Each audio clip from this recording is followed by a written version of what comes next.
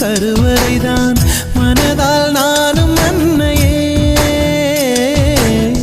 மறவேன் என்று முன்னையே. நான் பாலைவனத்தில் விதை போல் நீ பருவம் தந்த மழை போல் என் காதல் செடியில் பூவும் பூத்ததே.